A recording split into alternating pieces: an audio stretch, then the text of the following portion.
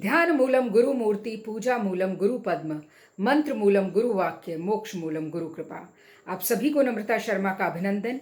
आज मैं उपस्थित हूँ शिक्षक दिवस के अवसर पर Maharaja Agrasen technical education society के आधार स्तंभ संस्थापक अध्यक्ष डॉक्टर नंदकिशोर गर्ग के शुभकामना संदेश के साथ।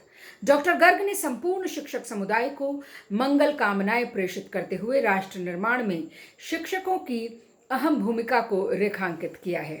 उन्होंने कहा कि शिक्षक ज्ञान, विद्या और चरित्र से समृद्ध ज्ञान लोक के वाहक व्याख्याता ही नहीं बने, बल्कि सच्चे, वीर, ईमानदार, देशभक्त युवा शक्ति के निर्माता भी बने।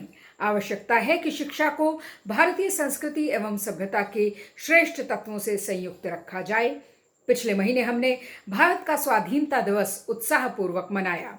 15 अगस्त 1947 एक अद्वितीय दिवस जिसे समस्त भारतवासी अपनी स्मृति में संजो कर रखना चाहेंगे। तत्कालीन ब्रिटिश शासन में पंडित नेहरू को स्वतंत्रता के नाम पर खंडित और विभाजित भारत ही नहीं दिया गया था। पंडित नेहरू को ब्रिटिश औपनिवेशिक विरासत में आर्थिक विपन्नता के साथ साथ अनेकों चुनौतियां भी मिली थी। ऐसी ही एक चुनौती थी भारतीय शिक्षा के ढांचे को मैकाले की सोच के सीखचों से बाहर निकालकर उसे भारतीयता के कलेवर में गढ़ना। ब्रिटिश सरकार को ये भली भांति ज्ञात था कि किसी भी कौम को हमेशा के लिए गुलाम बनाने का साधन शक्ति नहीं, शिक्षा है। एक बार मन में गुलामी घर कर जाए तो स्वतंत्रता फिर स्वप्न सरीख ही बात होगी। लॉर्ड मैकाले ने भारतीय शिक्षा के प्राचीन एवं परंपरागत ढांचे को सुनियोजित ढंग से जीर्ण शीर्ण करना चाहा और 1830 के दशक में भारत के लिए पाश्चात्य शिक्षा प्रणाली के अंधानुकरण का मार्ग प्रशस्त कर दिया।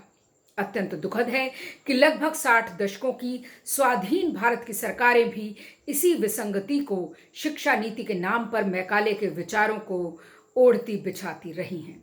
फलस्वरूप किसी उल्लेखनीय परिवर्तन को भारतीय शिक्षा नीति में जगह नहीं मिली और मानसिक तौर पर गुलाम भारत की शिक्षा नीतियों के अनुसार भारतीय नागरिकों को उनके अच्छे या बुरे के लिए पाश्चात्य कसौटी पर ही गढ़ते रहना पड़ा। मानसिक तौर पर स्वतंत्र भारत में भी एक ऐसे वर्ग का वर्चस्व स्थापित हो गया जो शिक्षा में किसी भी तरह के परिवर्तन का विरोधी हो गया, जिसके चलते जो इक्का दुक्का प्रयास किए गए वो भी असफल रहे।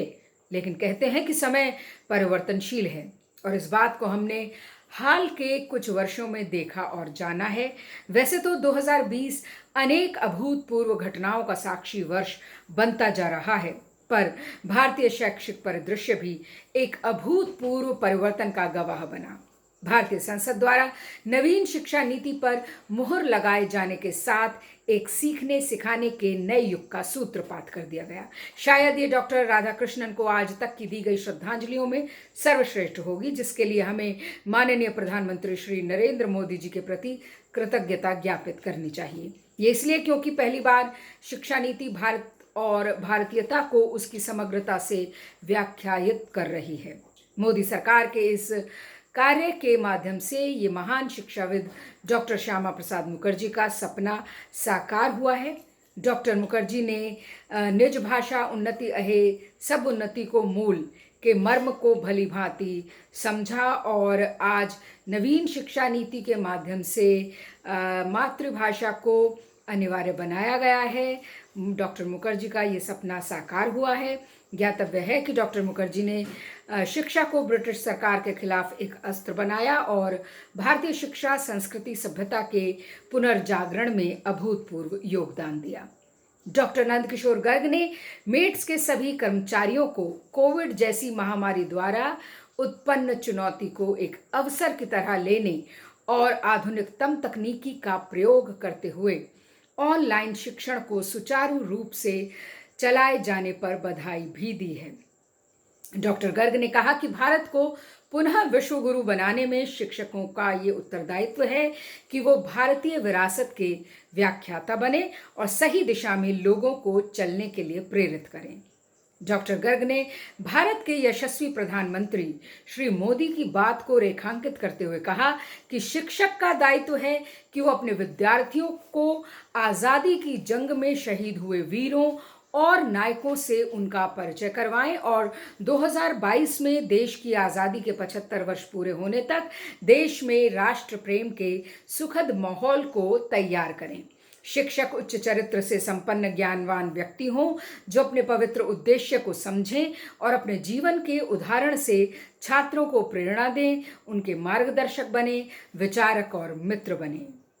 और शिक्षक दिवस की पुनः शुभकामनाओं के साथ आप सभी का पुनः अभिनंदन। धन्यवाद।